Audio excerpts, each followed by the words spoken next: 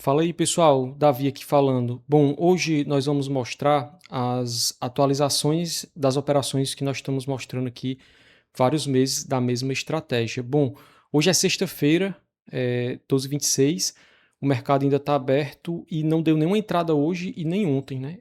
Ontem e hoje o mercado ficou muito parado, ele ficou muito aqui colado na VWAP, ele chegou até a descer aqui, mas não encostou na primeira banda, e não acionou nenhuma entrada do robô nem ontem e nem hoje. Mas apesar de não ter tido nenhuma entrada, nem ontem e nem hoje, nós temos bastante coisa para mostrar aqui. Mas antes, eu vou só atualizar, porque o último vídeo que eu gravei foi na terça-feira, né? Então, hoje é sexta, ontem foi quinta, quarta, então a última atualização que a gente gravou foi na terça, né? Foi uma operação, se eu não me engano, na terça-feira, e na verdade eu acho que teve outra. Eu vou até abrir aqui porque eu acabei excluindo os objetos desse gráfico, mas no dashboard vai ter as operações. Então eu vou voltar aqui no dia 25, né, no dashboard, e a gente vai ver aqui é, quais as operações que tiveram, né? Então aqui, ó, dia 25 teve realmente só aquela operação que eu tinha mostrado mesmo, né? Então aqui no dia 25 foi essa operação aqui, né? Na verdade teve essa aqui no dia 26. Na verdade foram duas, né, no dia 26. Então teve essa operação aqui no dia 26, que começou às 11h59, né, foi um gain, e depois levou um loss, né, e o loss foi esse aqui, né. E as informações que eu tenho para mostrar hoje, né, são o seguinte: eu já tinha falado aqui em alguns vídeos que eu vou pegar as informações dessas operações aqui que eu estou catalogando e vou fazer um estudo para fazer possíveis alterações no robô. Bom, eu já fiz esse estudo e eu vou mostrar para vocês, e também já fiz as alterações no robô. Mas primeiro eu vou mostrar o estudo que eu fiz, né? Então eu vou mostrar aqui a tela do banco de dados.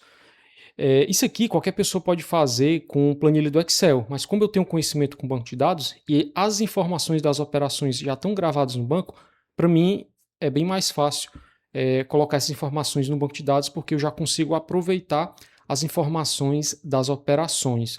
Bom, aqui eu fiz o seguinte: eu gravei essas operações do dia 7 até hoje, porque foi a partir do dia 7 que eu criei o filtro para evitar levar muitos stops. Então, não adiantaria eu pegar as informações das operações antes de ter feito o filtro. Então, eu peguei as operações, eu coloquei a pontuação atual, que foi a pontuação que o robô pegou, e coloquei quanto o mercado entregou.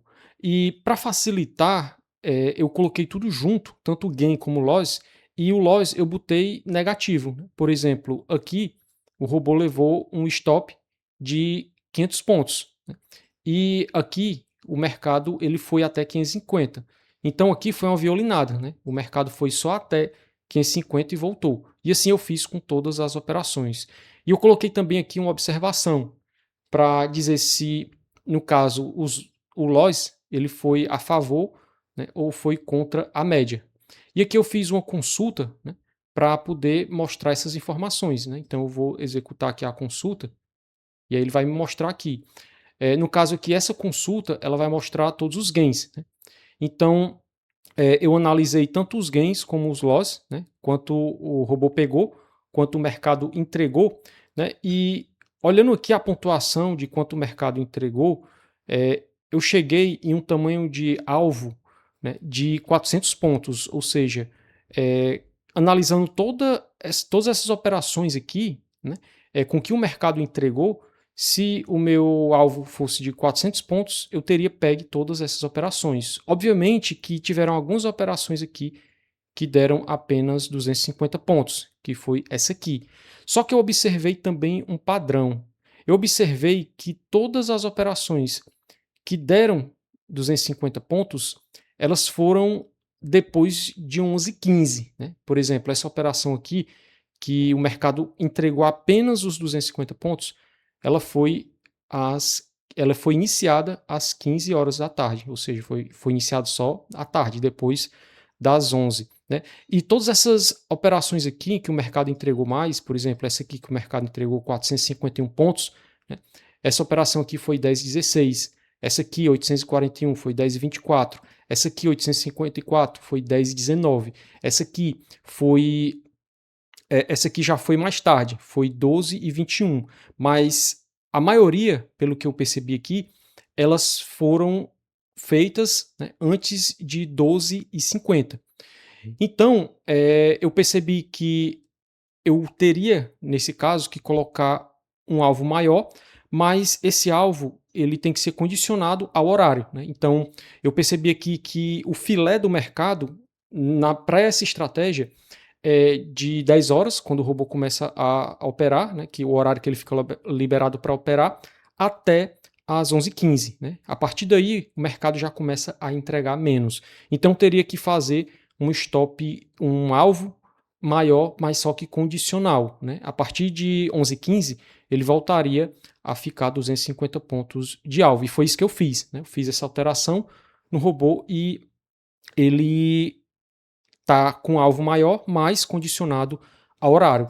E alterando aqui a consulta, eu consigo ver também as operações, somente as operações que deram loss. Né? Se eu botar aqui menor que zero, aí executar a consulta de novo, ele vai me mostrar apenas as operações que deram loss, né? E aqui é do mesmo jeito, a lógica é a mesma. Eu coloquei aqui o stop que o robô levou, né, que é 500 pontos o máximo, e quanto até onde o mercado foi, né? E eu coloquei aqui que ainda uma observação para eu saber desses loss quais foram a favor da média e quais foram contra a média, né? E a gente dá para perceber aqui que o maior stop, né, ele foi, na verdade, o maior stop não, né? O que o mercado foi mais contra foi realmente uma operação que estava contra a média. E eu analisei todas essas operações e eu vi que seria mais lucrativo aumentar o tamanho do stop. Né?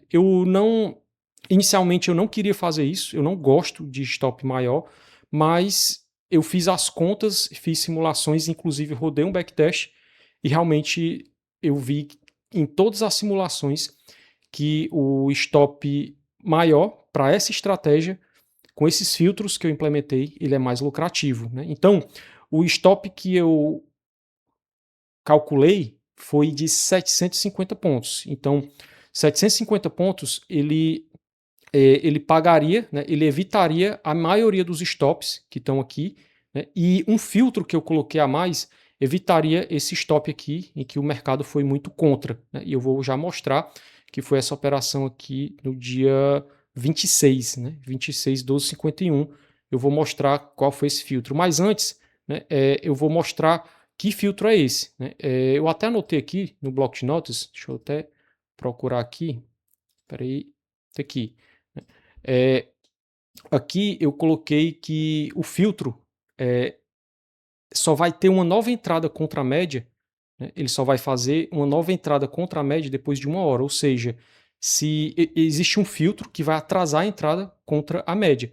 Mas mesmo que o robô entre depois do filtro, quando ele encerrar a operação, quando ele encerrar, se a operação, se o mercado ainda estiver contra a média, né, ele não vai abrir uma operação logo em seguida. Ele vai esperar pelo menos 1 hora para poder abrir uma nova operação. E eu vou mostrar no gráfico o porquê que eu fiz esse filtro. E esse outro aqui eu já mostrei, que é aumentar o alvo para 400 pontos para operações abertas até as 11h15. Depois de 11h15 vai ser reduzido para 250 pontos. E agora eu vou mostrar no gráfico, né, o sentido dessa alteração. Eu vou só minimizar aqui a tela do banco de dados, né, também aqui do dashboard.